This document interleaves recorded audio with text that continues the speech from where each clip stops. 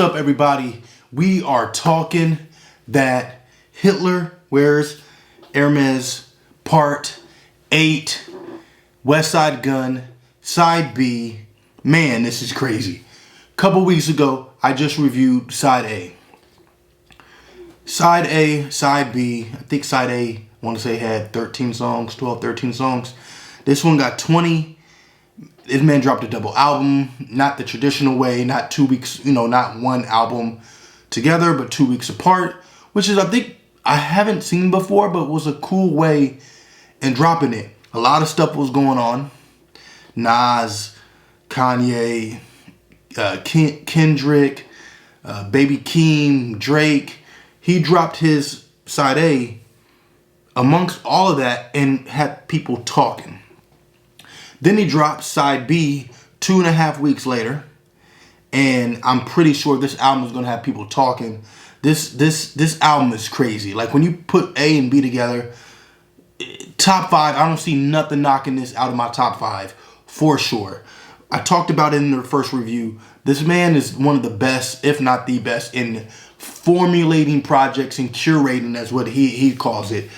The whole Hitler wears Hermes series. I mean, everything this man has done in his last 4 or 5 years has been really groundbreaking. Griselda period has been groundbreaking, and Westside Gunn. Just let's get off.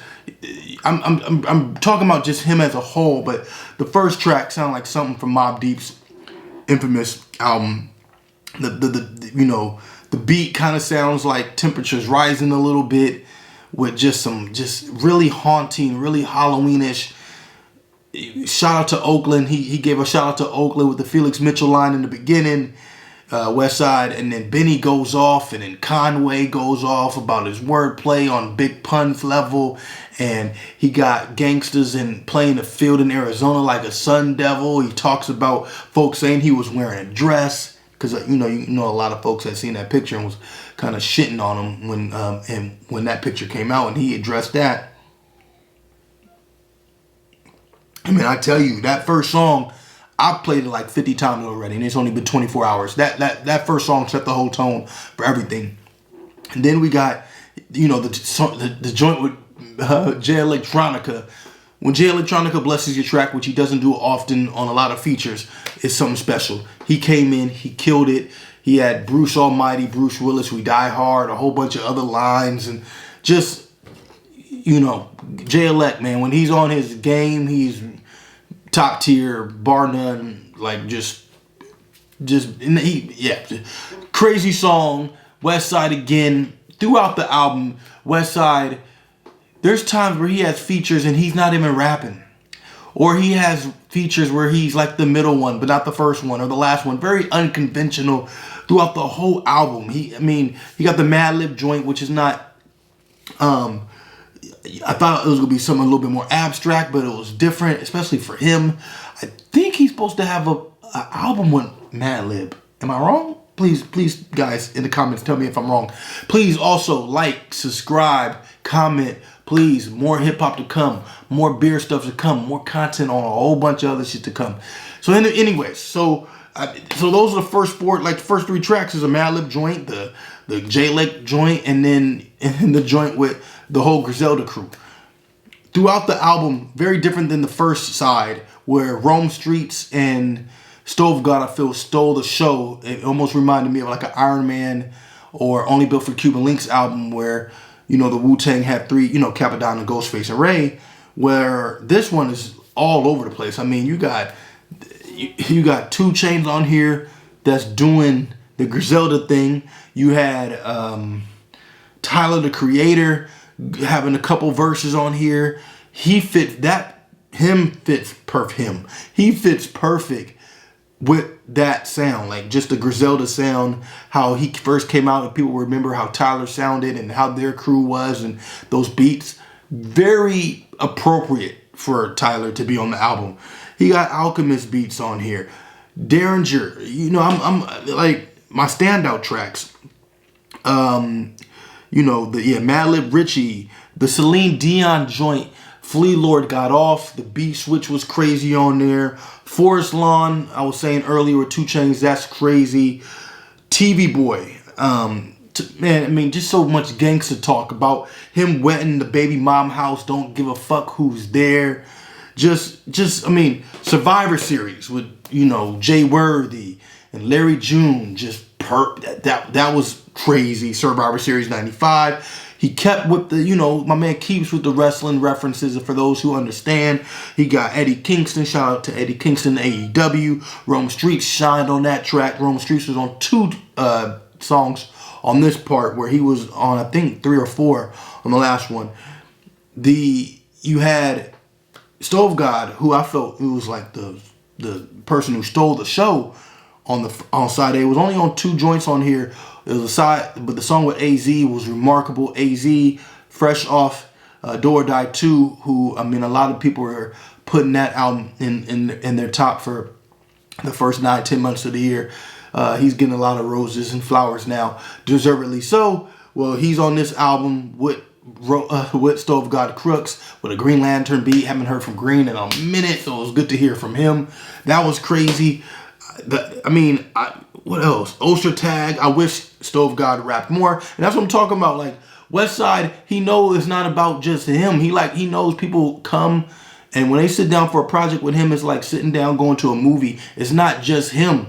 And so having Stove God rapping for like a minute and a half, like I think 24 bars in that song was crazy. The 99 Averex, what I was talking about, like just if you, hey, I wanted an Averex jacket, never got one, got me a Pelly Pelly instead. Those are still dope, but one of the Averex, and it puts you back in that zone, because 99, 2000, that's when a lot of people was rocking their Averexes. 99 to 2003, people had some wool leathers on. Man, all in all, this project, man, it's remarkable the consistency that this Westside has had.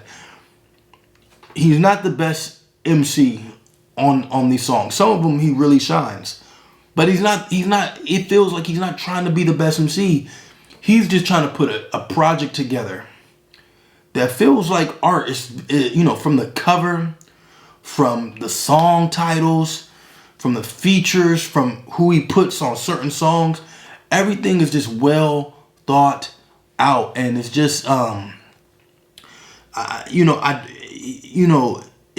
it's a once in a lifetime crew.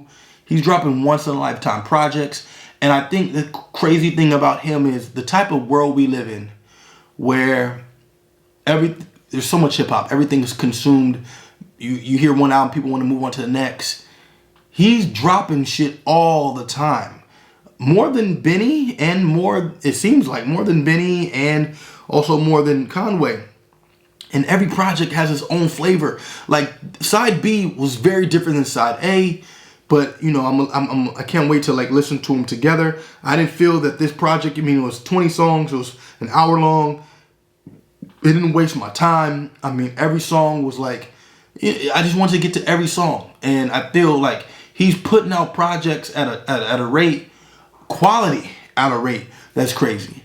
It's kind of crazy to think, you know, because, you know, some of my favorites, whether it's Kendrick or Cole, those guys take, you know, 3 to 5 years on a project. This man keeps it going, man, and it's just remarkable what he's been able to do, what Conway's been able to do, what Benny's been able to do, the whole crew.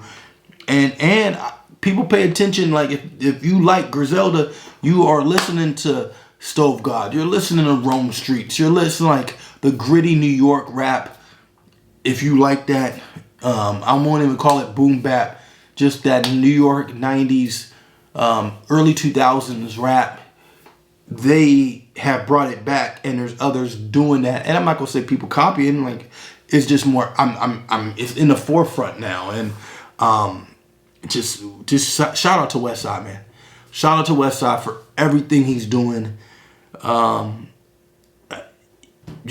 look forward to all the projects because they're like art projects. They're really artistic, and how he puts his words together and what he says in his rhymes, even in this, they're just very vivid. Like I said, he's not trying to bar you to death. He's not Conway. He's not having the punchlines. He's not the Benny. but he tells stories so well. He's super descriptive, straight to the point, and that's his style. And not everybody has to be, you know, lyrical miracle. Not everybody has to be Rakim, and he knows that's not him. But what he does and how when he talks that talk and everything is just remarkable, man. Like the dude is one of the greats in the game today. The projects he puts out are just bar none some of the best projects when they drop. And then just the drop side A a couple weeks ago, and that was crazy. And side B equally as crazy but different. Is just bravo, man. One of my favorites of the year. I've been talking too much. Just go listen to the project. I would say go cop, but people don't cop, they just stream. So just go listen to the project, play it a million times, talk to your friends about it, you know. And until next time, you guys take care. Like I said, like, subscribe to the channel, talk to me, I talk back. Peace, 100.